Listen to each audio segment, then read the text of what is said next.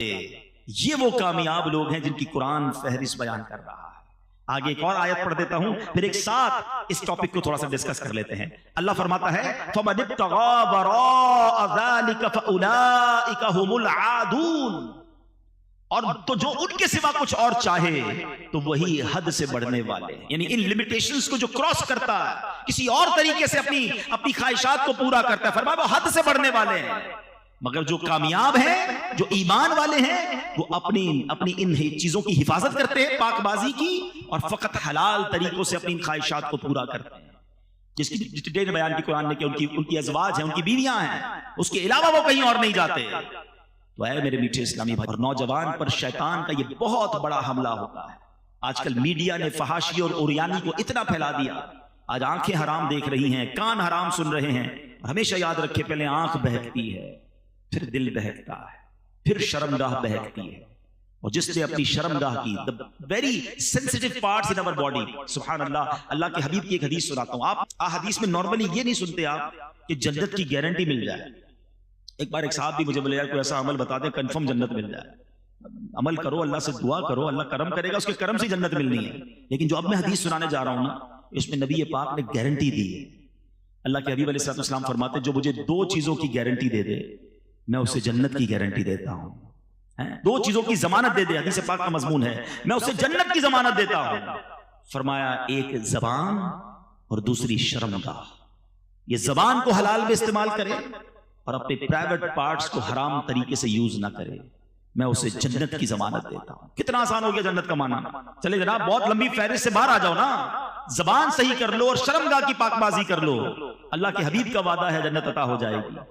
تو اب اس میں حال یہ ہے کہ زبان حرام کرتے تھکتی نہیں، جھوٹ، غیبت، فحاشی، بے حیائی کی باتیں، دل آزاریاں اور شرمگاہ کی حفاظت، اس قدر برائی عام ہو گئی ہے۔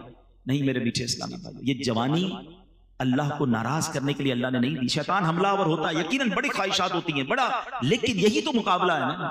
بندہ کہتا ہے نا جوانی میں چیلنج لینا ہے، تو لو نا چیلنج، اور شیطان کو بتاؤ کہ میں شیطان کا نہیں، میں رحمان کا بندہ ہوں، اور اپنے آپ کو ان گناہوں سے بچانا، روکنا ہے اپنے آپ کو، اور یہی اپنے آپ کو بچانا انشاءاللہ آپ کو جنت میں لے جائے گا۔ ایک اور حدیث پاک، نبی پاک علیہ السلام نے ایک حدیث میں قیامت کے دن اللہ کے عرش کا سایہ جن خوش نصیبوں کو ملے گا نا، ان خوش نصیبوں کی کیٹیگریز بیان کی۔ اس میں ایک کیٹیگری یہ بھی ہے کہ اللہ کے عرش کا سایہ اس نوجوان کو ملے گا کہ جس نوجوان کی جوانی جو ہے وہ عبادت میں گزری ہوگی۔ جو جوانی عبادت میں گزارتا ہے نا، اس کو اللہ کے عرش کا سایہ ملے۔ بڑھاپے میں عبادت کرنا کمال نہیں ہے، اصل کمال جوانی میں اللہ کی نافرمانی سے بچنا ہے۔ اور کیا ہمارے پاس یہ گارنٹی؟ نوجوانوں کو کہو یار آپ نماز پڑھا کریں، آپ گناہ سے بچیں، تو کہتا ہے بھائی بوڑھا ہونے کے بعد تو میں نے اللہ اللہ ہی کرنا ہے، ٹھیک ہے، لیکن میں آپ سے پوچھتا ہوں آپ کے پاس گارنٹی ہے کہ آپ بوڑھے ہوں گے؟ آپ کے پاس کتنے دن زندہ رہنے کی گارنٹی ہے؟ اتنے پڑھے لکھے لوگ بیٹھے، میں ایک سوال کر لیتا ہوں، آپ میں سے کون کون ہے جو اس بات کی مجھے گارنٹی دیتا ہے کہ اگلے سنڈے تک میں زندہ رہوں گا؟ کوئی ہے؟ اچھا اگلے سنڈے تک گارنٹی نہیں ہے، اچھا کل صبح تک کی تو ہوگی کسی کے پاس، یا مارننگ تک زندہ رہوں گا؟ اچھا ایک بھی ہاتھ نہیں اٹھا ہے۔ اچھا کسی کے پاس یہ گارنٹی ہے اس ہال سے زندہ باہر جاؤں گا؟ یہ بھی نہیں ہے۔ آپ کو یہ معلوم ہے کہ آگاہ اپنی موت سے کوئی بشر نہیں، سامان 100 برس کا ہے، پل کی خبر نہیں۔ جب پل کی خبر نہیں ہے تو مجھے بتاؤ نا پھر کل کی پلاننگ کیوں کر رہے ہو؟ 50 سال کے بعد بس اللہ اللہ ہی کرنا ہے، بس تھوڑا انجوائے کر لو لائف کو، شادی وادی ہو جائے، اس کے بعد بس میں نے بالکل نمازیں بن جانا ہے، گناہ چھوڑ دینے ہیں۔ آپ کے پاس جب صبح کی گارنٹی نہیں ہے تو یہ پلان کیوں لیٹ کر رہے ہو؟ امیر معاویہ رضی اللہ عنہ، میں آپ کو ان کا کال سناتا ہوں۔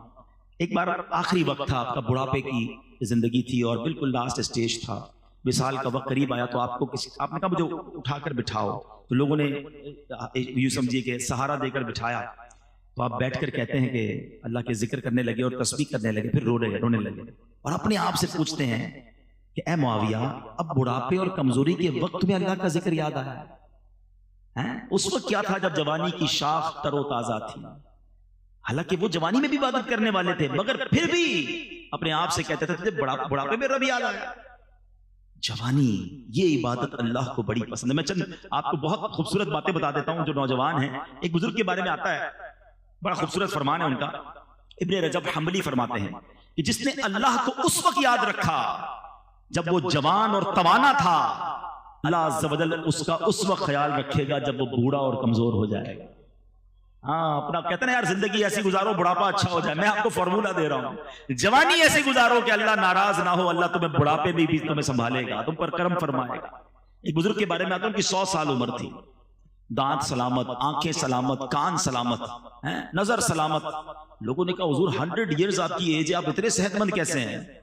فرمایا جب میں جوان تھا نا، میں نے اعضاء سے گناہ نہیں کیے، میں نے اپنی آنکھوں سے، ہاتھوں سے، اپنے پیروں سے، اپنے جسم سے گناہ نہیں کیا، اللہ کو ناراض نہیں کیا۔ جب بڑھاپا آیا اللہ نے میرے سارے اعضاء سلامت رکھے۔ Now it's up to you, آپ کیسے یوز کرنا چاہتے ہیں ان آرگنز کو؟ یہ اللہ نہیں دیے نا، یہ تو طے ہے نا کہ یہ ہاتھ، پیر، زبان، شرمگاہ، آنکھیں، کان، everything whatever I have, سب اللہ نے دیا۔ جس نے دیا ہے وہ حساب بھی تو لے گا نا۔ آپ کی مرضی ہے کیسے استعمال کر رہے ہیں۔ پلیز اب میں آپ کو بڑی کمال کی حدیث سنانے جا رہا ہوں۔ میں جب بھی اس حدیث کو پڑھتا ہوں آئے ہائے ہائے، میں اپنے لیے بھی دعا کرتا ہوں اللہ کرے مجھے بھی ایسا بنا دے، اللہ کرے یہ سعادت ہمیں مل جائے۔ 2-3 حدیثیں ہیں۔ پیارے آقا علیہ الصلوۃ والسلام کا فرمان ہے کہ اللہ تبارک و تعالی اپنی مخلوق میں اس خوبرو نوجوان، وہ خوبصورت جوان کو اللہ تعالیٰ کتنا پسند فرماتا ہے، ذرا سنیے گا۔ ماشاءاللہ بہت خوبصورت چہرے والے لوگ بیٹھے ہیں۔ اللہ کریم اپنی مخلوق میں اس خوبرو نوجوان کو سب سے زیادہ پسند فرماتا ہے جس نے اپنی جوانی اور حسن و جمال کو اللہ عز و جل کی عبادت میں صرف کر دیا۔ اللہ عز و جل فرشتوں کے سامنے اس نوجوان پر فخر فرماتے ہوئے کہتا ہے یہ میرا حقیقی بندہ ہے۔ آئے ہائے، اللہ کرے کہ اللہ ہمیں ایسا، خود اللہ کی رحمت سے ہی بنیں گے، اللہ بنا بھی دے اور پھر اللہ فرمائے فرشتوں سے کہ یہ میرا حقیقی بندہ۔ ایک اور حدیث سنیے گا، اللہ فرماتا ہے، حدیث قدسی ہے، میری تقدیر پر ایمان لانے والا، میرے لکھے پر راضی رہنے والا، میرے دیے ہوئے رزق پر قناعت کرنے والا اور میری رضا کی خاطر اپنی شہوات نفسانی کو ترک کرنے والا نوجوان میری بارگاہ میں میرے بعض فرشتوں کی مانند ہے۔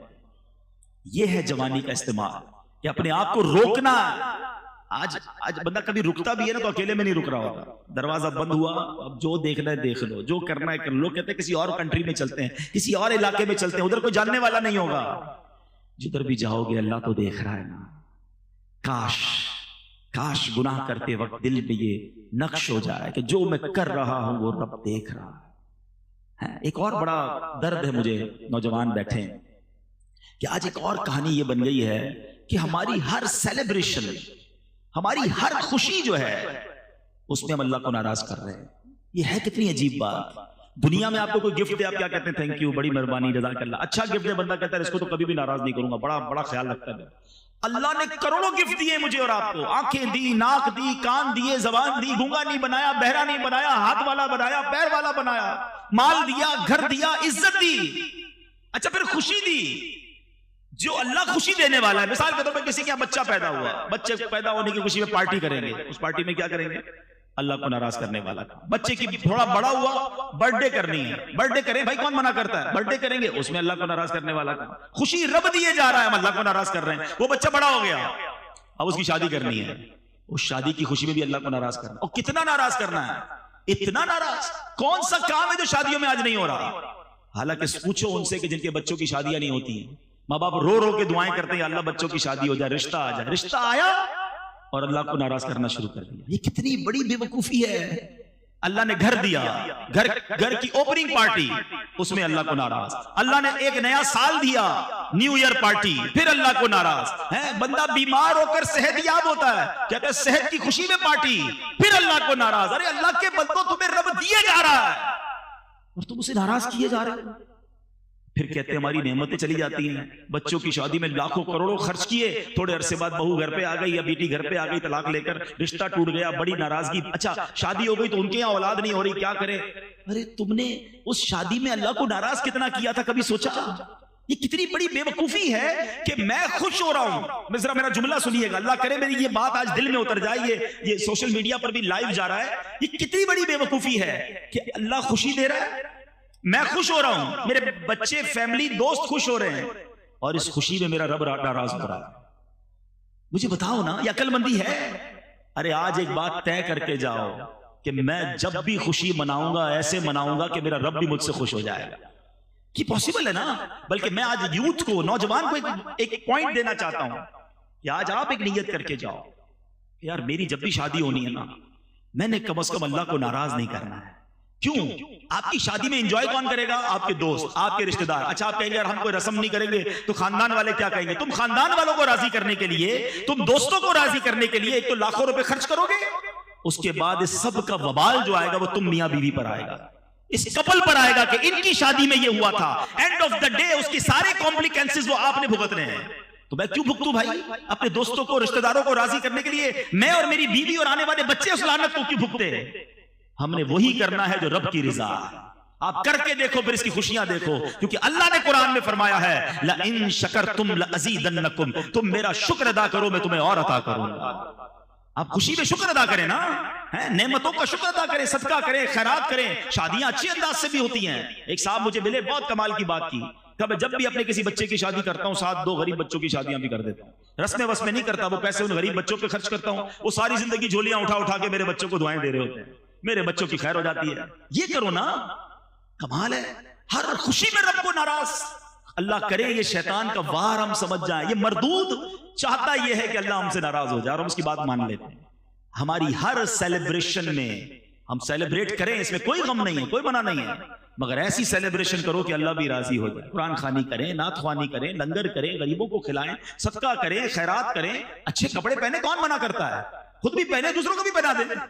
لیکن تکبر نہ کریں، ریاکاری نہ کریں، دکھاوا نہ کریں، تکلیف نہ دیں. ارے تم خوش ہو رہے ہو، پورا محلہ رات کو سو نہیں رہا. ایسی کون سی شادی ہے بھائی؟ ڈھول دھمکہ، آتش بازی، لوگ نیند سے ڈر کے اٹھ جاتے ہیں. پتہ چلتا ہے بارات آئی تھی، ایسا لگتا ہے محلے پہ حملہ ہو گیا کسی. اب بتاؤ یہ دل سے دعا نکلی تمہاری شادی کی رات ان لوگوں کے لیے؟ شادی کی رات تم نے ہائے لیے ہیں، لیتے لوگ، پھر کہتے ہیں یار خوشیاں نہیں مل رہی فیملی میں. تم نے آپ خود سوچے یہ شیطان نے ہم کون سے کام ہم سے کروا رہا ہے؟